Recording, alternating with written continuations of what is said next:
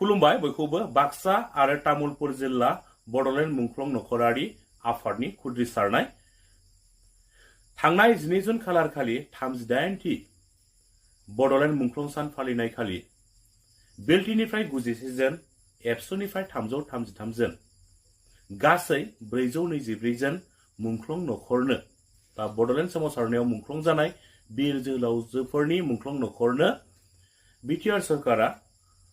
सासेयाव 3 लाख रां करियै राननानै होनायखौ नोंथांमोना गोबाङानो ससियेल मिडिया एबा निउज पर्टेलफ्रावहाय नुखादों जानांगौ। दा साननो गोनां बाथ्राया बेसोरदि भारत सरकारा बडलेण्ड सोमावसारनायाव मुंख्लं जानाय बीर जोहोलावजोफोरनि मुंख्लं नखरनो साफायाव 5 लाख रां करि हरखादोंमोन। दा बिटिआर सरकारा बोरै 3 लाख रांल' राननानै होखो आरो 2 लाखआ बहा थांखो बे जोबोद साननो गोनां जानानै फैदों रायजोफोर। रायजोफोर नोंथांमोना सानजाबनानै नायलाय 424 खौ 2 लाखजों सानजाब 424 खौ 2 लाखजों सानजाबबा बेसेबां मोनो 8 करोड़ 48 लाख नङा होमबा 8 कोटी 48 लाख जायो। अब्ला बेखिनि राङा बहा थांखो बे रांखौ बिटिआर सरकारा बहा बाहायखो जानो हागौ 8 करोड़ 48 लाखखौ बिथांमोना राननानै जाबाय जानांगौ 8 कोटी 48 लाख नङा होमबा बेखिनि राङा बहा थांखो बे रांखौ बहा बाहायखो बिटिआर सरकारा हिसाब हो रायजो राजाफोरनो हिसाब हो मुंख्लं नखरनो। बिथाङा जोंहा एबसु आन्दलननि फिसाला थैजादों बिथांनि नखरा दिनैसिमबो गभर्नमेन्टनिफ्राय थाइसेबो रां मोनाखै। होमब्ला नोंथांमोना जि मोनथारिफोर नखरनो जि अनसुंथाइ होदोंमोनब्ला बिथांनि नखरा मानो मोनासै बिथाङाबोथ' एबसु आन्दलनावनो थैदों बिनि फिसालाया। नोंथाङा दाख्लैनि 3 लाखखौ मोननो हानाय नामा?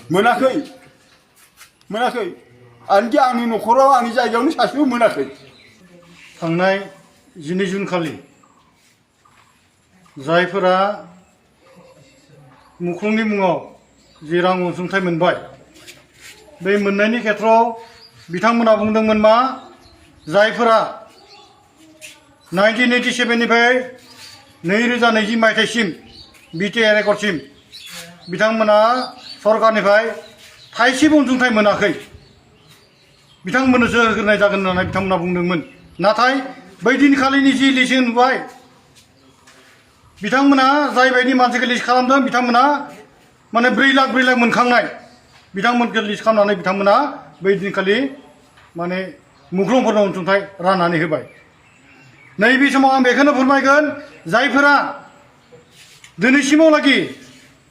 मुंख्लंनि मुङाव अनसुंथाइ मोनाखैमोन बिथांमोननो होगोन होननाय हिसाबै नै बिथाङा जोंहा एबसु आन्दलननि फिसाला थैजादों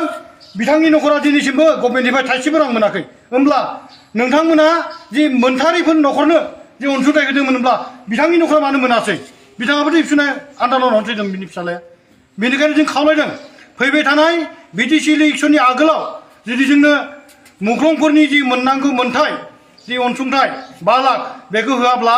जोङो नैबे हान्जाखौ नागारनानै गुबुन हान्जायाव माने जगदान जागोनखौ जोङो नैबे दिनैनि आफादनि गेजेरजों मोनसे बिथांखि लाबाय। बे बिथांखि हिसाबैनो गासै बाक्सा आरो तामुलपुर जिल्ला बडलेण्ड मुंख्लंआरि नखरा आफादा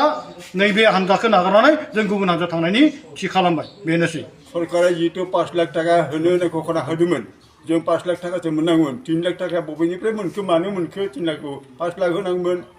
बेखौसो जों दा सोंनांगौआ बेनो जे 5 लाखनि जायगायाव मानो 3 लाखल' होखो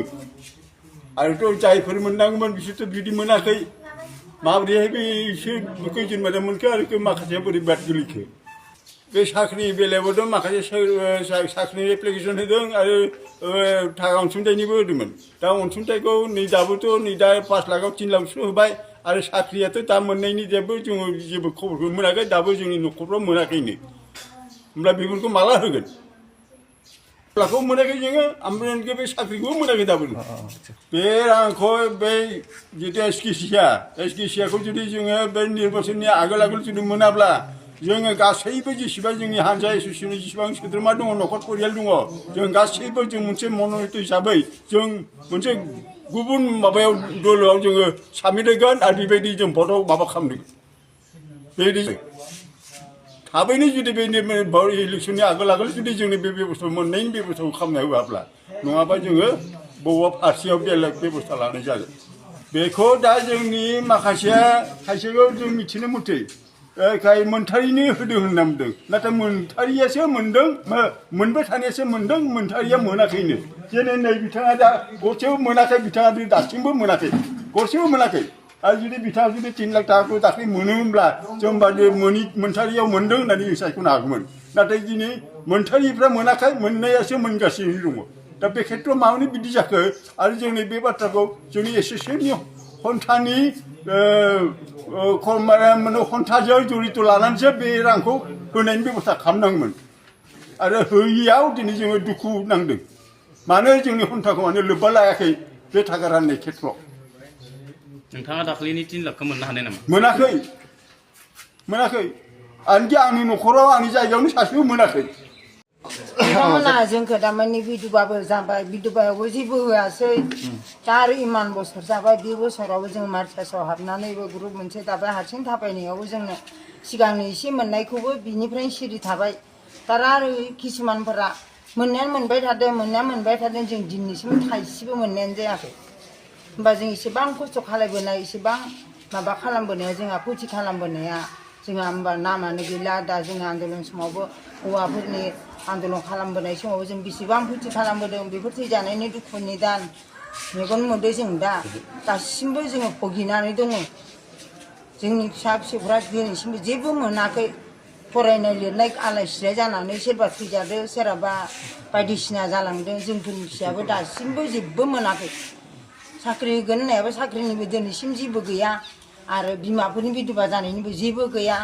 जोंनि मोनसुंथायाबो दिनैसिम मोनगोन दिनैसिमबो थाइसेबो गैया